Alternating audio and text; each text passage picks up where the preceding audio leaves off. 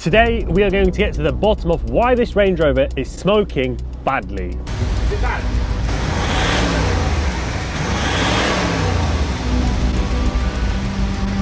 As you know, I bought this car from BCA auction for just $12.50 bid, making it the cheapest TDV8 in the country. But I quickly realised the car has got some real hidden issues. So far I have taken it to the mechanics and had a new lower arm fitted, which did fix the knocking but not the high speed shaking.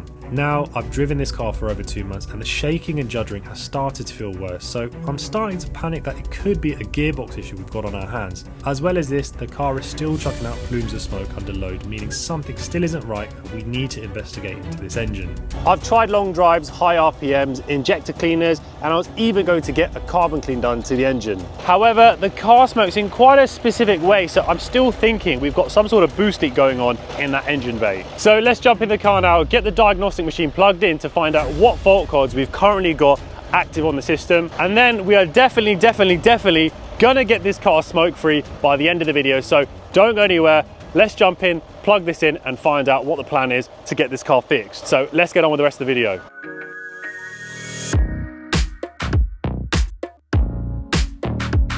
So let's give this car a quick scan and see what fault codes we've got on the system. Cool, so all systems detected and we've got a code on engine management and one for transmission and one for parking brake as well, so we'll check that out as well. So engine management, we've got a P023D manifold absolute pressure turbocharged supercharged boost sensor correlation. Now I think that's what we had before, so it does still lead me to think we have got some sort of boost problem or air leak, but we'll get the car checked out shortly. Transmission, that's definitely the same fault code as before, lost communication, but it seems okay. And parking brake, invalid data received from, I don't think that's anything for me to be concerned about. The only thing which I do want to have a quick look at is this fault code. So let's do a bit of researching and see what others are saying about this fault code on this car, because Google at sometimes is your best friend, and I'm no master mechanic.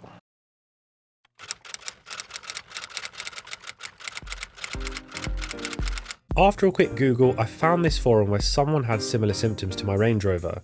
They also had the same fault code as me and mentioned about the turbo hoses being a possibility. Now, as I scrolled down, I picked up on this photo showing a 2-inch split in the turbo hose. So I thought this would be a good place to start looking on my Range Rover.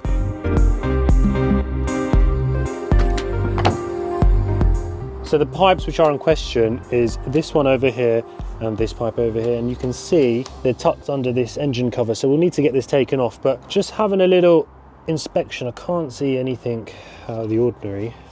Doesn't look like there's any rips, or I can't really feel anything. Same with this one over here. Seems to be okay, but I think what we'll do is we'll take these off. They're only held in from these clips, so we'll just screw those off, get the engine cover off, and then we can investigate further and see if that is our culprit. So let's start with that.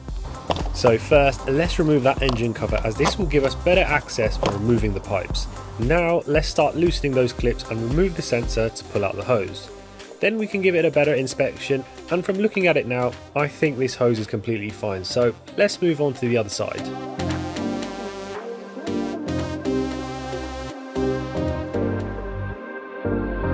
Now it seems I've found something on this pipe. It's not looking good, but I guess that means we may have our culprit. So, good news, we've found the culprit. It is the hose, and as you can see, it was underneath this sleeve and on the bottom side, so that is why it wasn't so visible. If I just pull it back, you can see nice and close that we've got a rather big split in this hose. So that's kind of good news. This probably makes sense to why the car is smoking. So let me give Land Rover a call, see if they've got this part in stock, because we have got a part number on there. If they've got it on shelf, we'll go pick it up, get it fitted, and then fingers crossed, that should be the problem to solving why this car is smoking. So let's give Land Rover a quick call. Thank you for calling Jaguar Land Rover Reading. Press 4 to speak to our parts team. Press... Same parts, can I help? If you've got a part available in stock. Yeah, that's the intercooler hose. Yeah, you've got that. Which is on the shelf. Yeah, it's on the shelf waiting for you. Perfect, mate. Thank you very much. I'll see you shortly.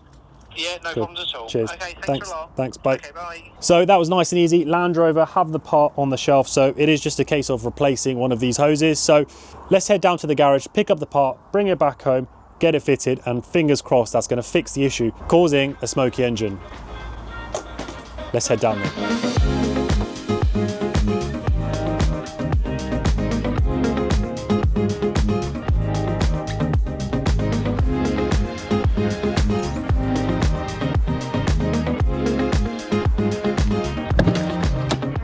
So we picked up the part for the car, nice and easy off the shelf part. I guess being a common problem, I'm going to say, for the L322, it makes sense that they've got this on the shelf ready to collect, but nice and easy. Got the part, got the invoice here as well. So the part itself, including the VAT, only costs £59.82, which isn't too bad, to be honest, for a part which in theory should fix this problem we have with the smoky issue, because if there is an air leak, there's going to be misfueling going on, hence why the car is just burning it out and smoke is coming out of the exhaust. So I'm confident that this is going to fix the issue, but let's get back home, let's get this fitted to the car, and let's see if this £59 part eliminates the problem we have on the Range Rover. Let's get the hose fitted to the car.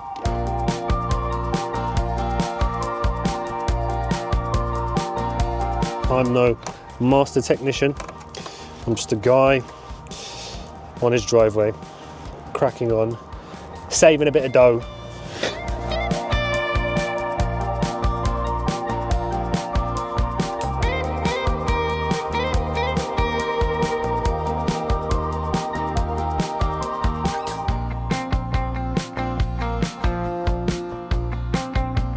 Okay, so pipes are fitted. Let's turn on the engine now, make sure we haven't got any catastrophic boost leaks, and we'll just listen out for anything out of the ordinary before we put the engine cover back on. So let's go turn it on.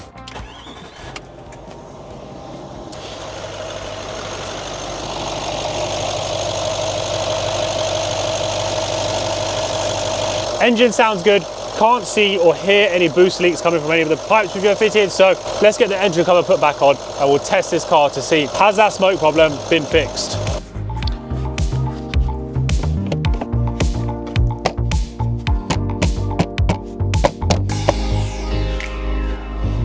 Now, before we go for a test drive, we need to use the diagnostic machine to delete the fault code, as this will tell us after the test drive if we still have an issue. So let's go get that deleted.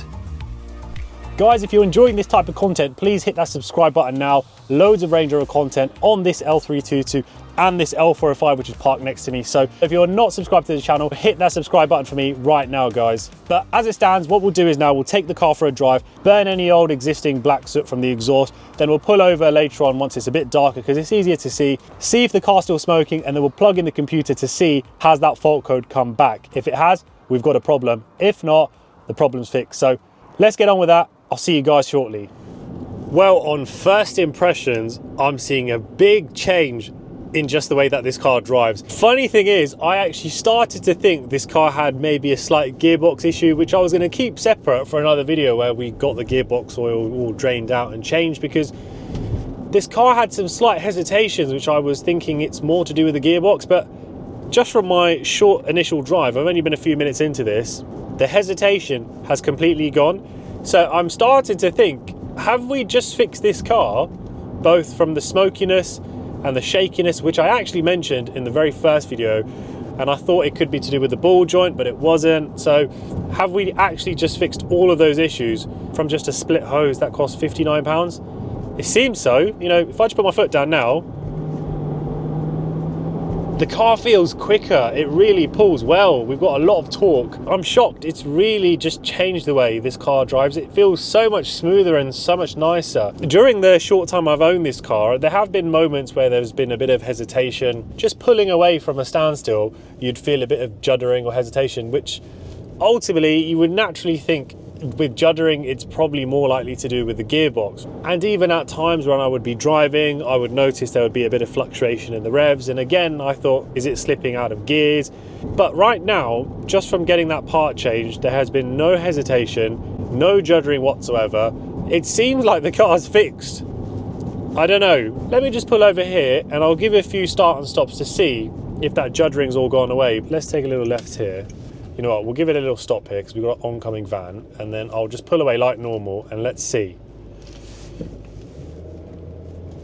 Smooth as anything. Absolutely no juddering whatsoever, no hesitations or fluctuations in the revs.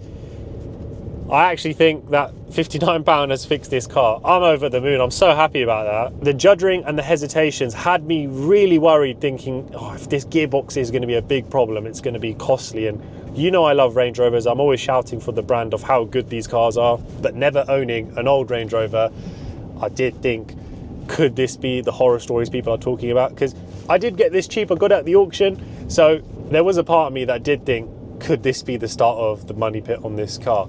But the fact that I bought this car at the auction for a £1,250 hammer price, and really and truly all in at the moment, fixed, running as it is, with just over £2,000, what a phenomenal car. But enough of that, let's put the cameras on behind, give it a few revs and see what we're working with.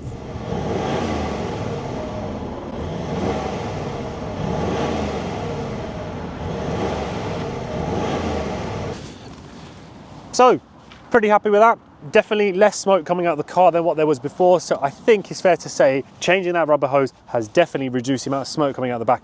I still think we need to take it for a long drive to really get rid of any of that old soot, so might be worth me just taking it down the motorway on a long drive when I need to use it, just to help that. But as it stands, pretty happy with how things have gone. We still need to do one thing. We still need to plug in our diagnostic machine into the car and check, have we got a fault code come back up, because that fault code is why we've changed the pipe. So in theory, it shouldn't be there, but let me get it plugged in. Let's check it out now.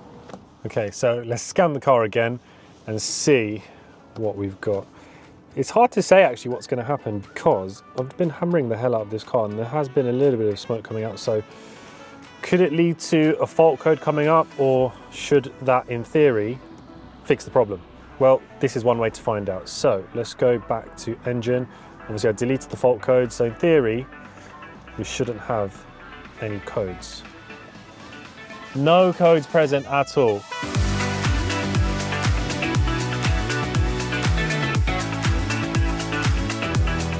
After revving the hell out of it, taking on a hard drive, no fault codes present. That is a good thing to see after doing some DIY mechanics on this car. I still cannot believe that we fixed that hesitation that I thought was the gearbox, so potentially have saved myself a massive amount of money just by changing the small thing first and not looking at the gearbox, which I thought it was going to be. So just goes to show, not everything is textbook. Sometimes you might think it's so obvious that you've got another fault with the car, but you're just not looking at the simple issues. I always thought from day one that there was some sort of air leak, but we didn't find it. After driving it a bit more, I was a bit more adamant, so done some further investigations, and look where we are today. The car has massively reduced its smoke levels. It drives so much better, it pulls better, feels like it's got more power, probably should be better on fuel now as well, and currently no fault codes present when it comes to the engine. So very successful video. I hope you've enjoyed this one today, guys. Don't forget to like, share and subscribe if you're enjoying this content. Check me out on my socials as well, which is at Buysellcars TV on Instagram and TikTok. But other than that, thank you so much again for watching, and I'm going to see you on the next one. Take care, guys.